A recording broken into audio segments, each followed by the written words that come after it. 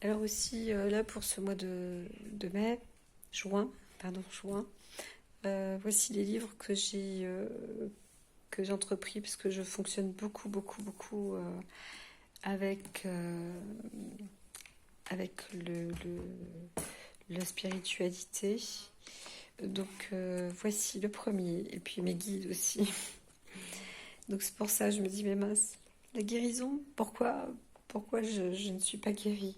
Mais je me plains pas, j'apprends. Il y a certaines situations, certaines directions où je me dis, tiens, bah, c'est parce que c'est pas la bonne direction, alors j'ai telle et telle souffrance, c'est parce que... enfin, voilà, on essaie de toute façon de se faire des raisons et des idées, tant que la médecine n'a pas réussi je dirais, à trouver le vaccin. Il faut bien sûr se soigner et puis compter sur sa force spirituelle, sur son esprit. C'est beaucoup mieux que de se lamenter déjà sur soi. Voilà. Et je dis pas que je me lamente pas, hein, ça m'arrive vraiment aussi. Donc voilà. Surtout quand on se dit qu'on a voulu construire quelque chose d'extraordinaire, qu'on était prêt, programmer un plan. J'ai fait des plans, j'ai fait des business plans en me disant, voilà, ça se marche, ça se marche. Bref, peu importe. Aujourd'hui, ce que j'ai dû, c'est vivre, hein, voilà, vous le voyez, vivre et mourir guéri de France Gauthier. L'histoire est sympathique, c'est une histoire vécue entre amis et, euh, et l'une est peut-être meilleure plume que l'autre, mais toutes les deux donc se considèrent bien sûr et sont très certainement des flammes jumelles et, euh, montrent, prônent qu'il est tout à fait possible de guérir parce que nous avons la guérison en nous, bien évidemment. Mais bien évidemment, nous avons tous la guérison en nous. Euh, Moi, j'étais pour ce livre, j'ai trouvé très joli. Après, il y a l'histoire est un peu flan-flan. Bah, les miennes, ne sera jamais meilleure non plus, hein. Enfin, c'est pas grave, c'est pas de mauvaise critique. Mais c'est un démarrage de lire entre les lignes et de s'accompagner sur une introspection. Voilà.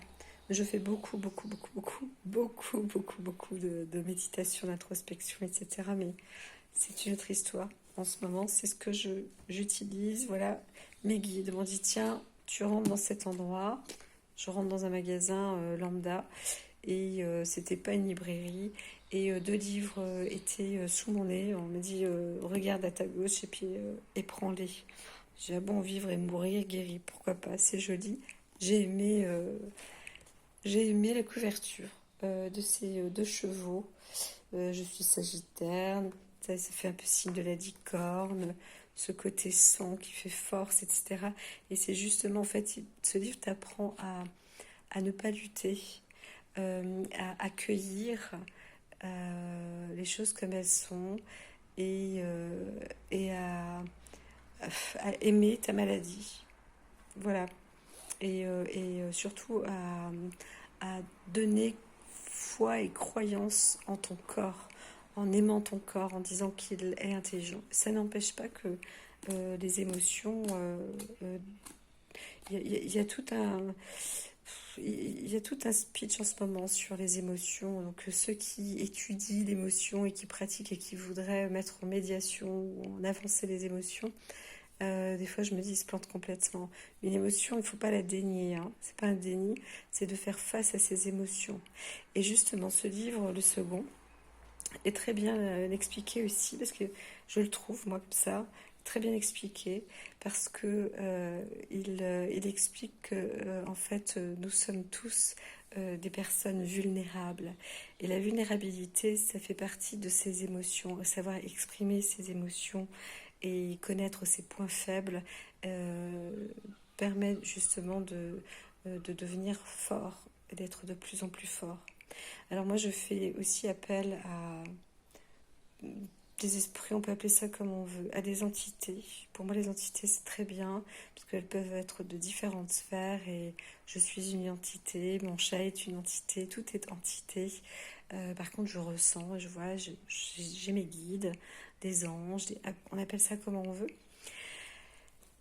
Ces personnes-là, en tout cas, sont très présentes et très proches. Et parfois, quand je ne me suis pas reliée moi, je leur demande de m'aider à me relier à eux.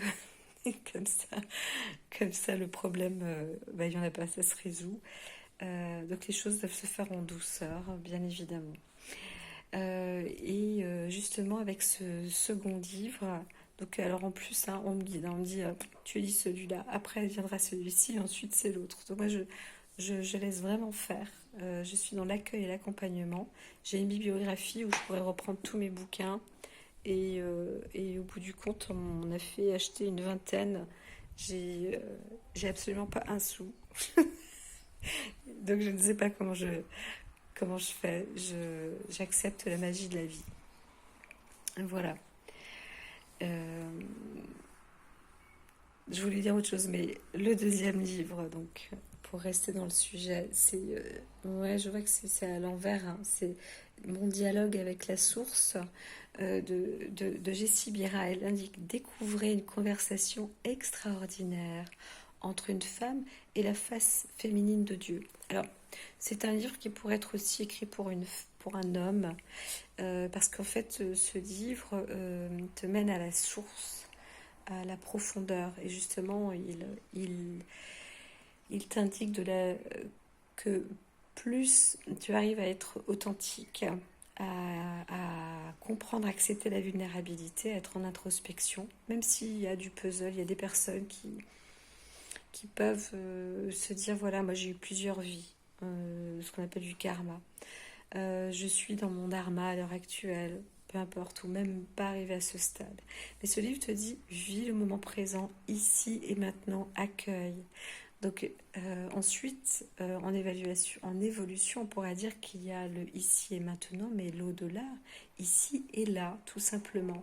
Donc on peut vivre dans des dimensions différentes et paramètres. Mais euh, c'est pas ça l'important.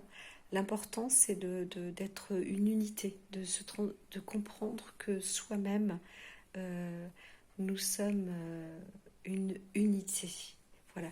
L'extérieur est une chose, mais être fort, être authentique, être invulnérable, se sentir même incassable, combien même on est extrêmement fragile, combien même nous sommes vulnérables, et bien justement c'est de prendre en charge notre vulnérabilité, et c'est d'obtenir la clarté, la visibilité euh, de ses qualités, et surtout aussi de ses défauts, et de l'acceptation et de l'amour que l'on peut donner pour soi. Voilà, donc là aussi, vraiment, c'est assez sympathique. Ça n'a rien à voir avec Dialogue avec les anges. C'est un livre qui était écrit, je crois, lors de la guerre mondiale. Donc c'est pas du tout la même chose. Dialogue avec Dieu, je ne sais pas trop non plus. Je ne fais pas de comparaison. Voilà, c'est deux livres. Donc Vivre et mourir guéri, Mon dialogue avec la source. Donc les deux sont d'édition Arial. Et alors un ancien que j'avais avec moi, je ne me souviens même plus pourquoi. Alors Kinsler, parce que anciennement, j'avais une amie d'enfance, de petite section et d'école primaire, qui s'appelait Florence Kinsler, et je crois que c'est son oncle ou grand-père, une personne en tout cas qui aura écrit ce livre. Et je me dis, oh sympa, il y a longtemps, il y a très très longtemps de ça. Donc, alors je crois que ce personnage est né en 1950. Il est intéressant. Euh, il est très facile à lire et il a des astuces pratiques. Donc, moi personnellement, tous ces bouquins, je me dis, ah, je les connais déjà, je les sais déjà. Et, euh, et, et au bout du compte, je m'y intéresse quand même un peu plus. Donc, je lis aussi à travers des lignes, mais ça me parle beaucoup de lire au travers des lignes. Et donc voilà, ça fait partie de mon programme de d'évolution spirituelle, de mon programme de vie, de continuité de vie. Euh, voilà, et là c'est psychomagie, donc de la magie scientifique de l'an 2000. On est dans les formes pensées, dans les actes pensés, de savoir aussi qu'on n'est pas tout seul, de comprendre qu'on a nos propres capacités de communiquer. Et voilà. Et donc ça permet justement de pouvoir comprendre et se recentrer. Alors c'est plein de clés, plein d'outils. Euh, Est-ce que ça peut aider? En plus, ce sont des livres qui se lisent très facilement, très bien. Je pense que dans la maladie, quelles que soient les maladies chroniques, celles qui sont toujours là, qui se répètent, qui vous lâchent pas le corps, eh bien, elles vous demandent de vous élever spirituellement. Elles vous demandent d'être plus dans l'accueil. Et, pas l'acceptation, mais l'accueil. C'est ce que le Yiking me disait à chaque fois, je comprenais rien. Je comprenais rien entre la différence de l'accepter, entre la différence d'accepter et d'accueillir. Et je n'y suis pas toujours. Accepter, c'est voir qu'il y a un barrage, c'est à l'encontre de ce qu'on souhaite et de ce qu'on voudrait, mais on accepte, c'est comme ça. Alors que accueillir, les choses sont là et on les accueille, tant bien que mal. Enfin, ce que je veux dire, c'est que ce soit du bon ou du mauvais, on les accueille telles qu'elles sont. Et ainsi, on arrive à, à être plus équilibré mentalement, moralement, spirituellement, à s'élever et à accepter, à vivre, pardon, à accueillir euh, le jour au jour. Voilà. Moi, je suis quelqu'un qui sourit énormément. J'ai un mal fou à ne pas sourire. Donc, mais je vois aussi, par exemple, quand je m'entraîne de ne pas sourire parce que j'ai une joie extraordinaire, extraordinaire. Et cette joie, du coup, au lieu de la sortir, je la garde pour moi. Du coup, je me dis qu'avec cette joie-là que je mets à l'extérieur en plein sourire, et bien en fait, je me la conserve comme une égoïste. Et elle me fait énormément de bien. Je sens que ça nourrit les cellules de mon corps. Donc voilà, c'est des pratiques qui ne sont pas toujours faciles parce que il faudrait les faire quotidiennement, euh, très régulièrement. C'est comme tout, c'est un travail. Faut en prendre plaisir. Dans la maladie complexe que moi j'ai, c'est difficile de ne faire qu'une seule chose. Donc je fais plusieurs choses et en fonction d'eux. Voilà, j'essaie toujours d'agir en fonction d'eux. Ce que je pensais pouvoir faire au moins euh, dans ma vie avec cette maladie, c'était, et alors j'ai vu ce bouquin il n'y a pas longtemps, j'ai dit, bah oui, c'est ça, c'est prétentieux, mais je suis un peu prétentieuse. Et je sais que je n'atteindrai pas son stade parce que mes pratiques ne peuvent que se faire pour moi. J'ai donné des cours de mouvement énergétique, mais c'est compliqué quand même pour moi de, de faire de très bonnes postures, etc. Combien même, je ne suis pas nulle, euh, mais je ne peux pas en faire mon métier parce que je n'ai pas cette possibilité, cette endurance. Voilà, donc je fais ces choses-là pour moi, encore une fois. Je trouverai un jour mon métier, ma carrière, oui, j'ai besoin j'ai besoin de créer et c'est pas possible, même en peinture, même en, euh, je trouverai. Et alors, celui-ci est très joli. Je l'ai pas encore lu, mais c'est juste parce que j'ai ouvert et je le trouve joli, parce que c'est une femme qui, elle a sans doute bien 10 ans de plus que moi, si c'est pas 20. Et je fréquente des personnes qui ont bien plus de 20 ans que moi et qui ont et qui sont ouais, qui sont plus énergiques que moi et voilà. Non, je ne leur fais pas pitié. Mais au moins, ils ont une sagesse extraordinaire et ça, c'est ce qu'il me faut parce que si je suis avec des personnes plus jeunes que moi, ils comprennent rien. C'est normal, moi je serais pareil. Donc c'est difficile de fréquenter des personnes qui pensent que pouvoir marcher c'est facile, qui pensent que pouvoir plonger c'est facile. Euh, et combien même j'adore ça, moi je suis folle de ça. J'étais l'une des seules à Saint-Barth à faire mon footing avec des poids dans les mains, euh, à courir à Saint-Barth en pas de gym. J'ai même écrit la marche californienne. Tiens, mon petit bac, il est où, le petit bac santé? Je le garde encore parce que c'est... oui, pour moi, c'est mémorable. Ah, il n'est pas là-dedans. Euh, voilà, moi, j'ai fait le petit bac santé. J'ai autre chose, mais ça, on en reparlera une autre fois. Mais bon, bah, je suis passionnée hein, de tout ça. Voilà, j'ai étudié l'anatomie. Alors là, ils sont pas tous là en plus. Enfin, je veux pas me mettre en, je suis pas là pour me valoriser enfin bon bref voilà.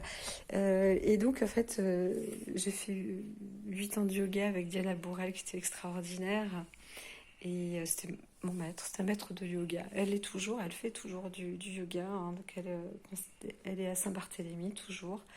Elle est extraordinaire et puis j'étais une très bonne élève. Donc elle m'avait même fait un certificat parce que je voulais mettre en place ces mouvements énergétiques, tout ça, bref. Et pour encore parler mais ça va pas être mon quatrième livre, ça va être un autre. Je ne le dis pas tout de suite. Pour l'instant, c'est ces trois. Et il y a celui-ci qui est très sympathique pour la femme, Yoga et rituel des 9 déesses. Voilà. Donc on a fait un beau bouquin sur elle. C'est une très jolie femme. Elle montre ses pratiques. Et voilà, ben moi c'est mes pratiques aussi. Hein, c'est ce que je fais sans scrupule. Sans scrupule. J'ai aucune honte à aller dans le jardin et me faire ces types de pratiques. Il y en a d'autres hein, qui sont plus complexes, il y en a d'autres qui sont plus rigides. Et voilà. Donc voilà ce que je fais en ce moment, mois de juin. Et puis je prends donc voilà les capsules d'origan. Alors pardon, je dois des capsules d'origan. Pour l'instant, c'est tout ce que je prends. Hein. La manite, voilà. Un peu d'aubépine quand le cœur tire. Je prends de l'aubépine. L'alprazolam, là j'en ai pris 6. C'est terrible, hein, mais en même temps, enfin voilà, ça aussi on en reviendra un de ces quatre. Et puis, bah, Codoliprane, mais comme je dis, ça me constipe un peu. Mais bon, j'en prends entre 2 et 6. Et puis, je prends un peu aussi ma florathérapie. Voilà, là, en fait, ce sont de la camomille. C'est de la camomille matricaire. Et bah, je l'ai mise dans mon flacon et je prends aussi des gouttes de ça. Alors j'ai aussi un peu euh, de Zimadé. Voilà, là c'est une petite dose.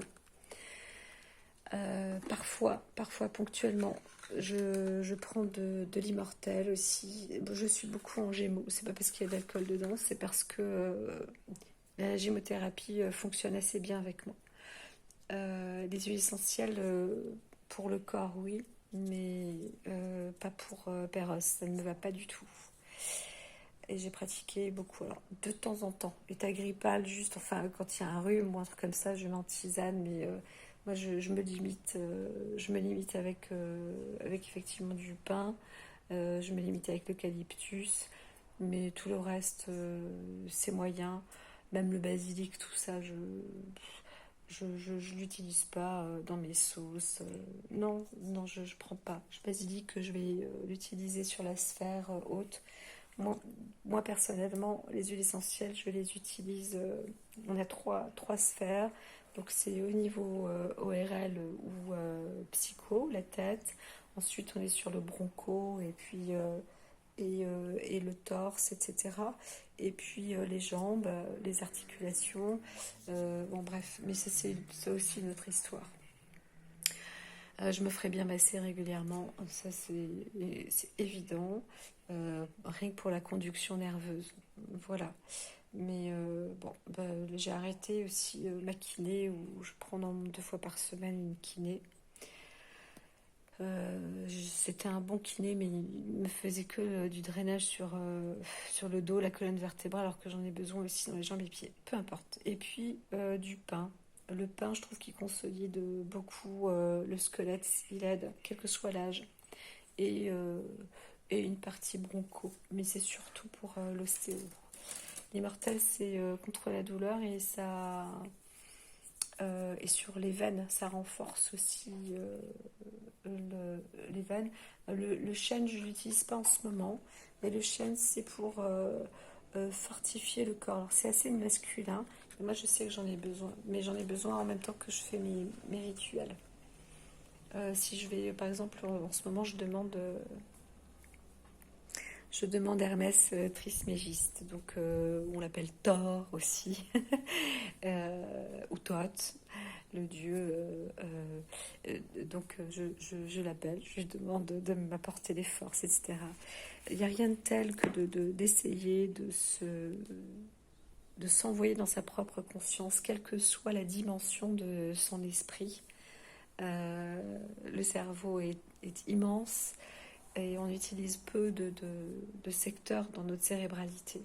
Donc combien même il y a un problème de circuit, combien même on peut être attaqué par une dégénérescence, on peut être attaqué par un corps étranger, un parasite, combien même, la volonté c'est plus que tout.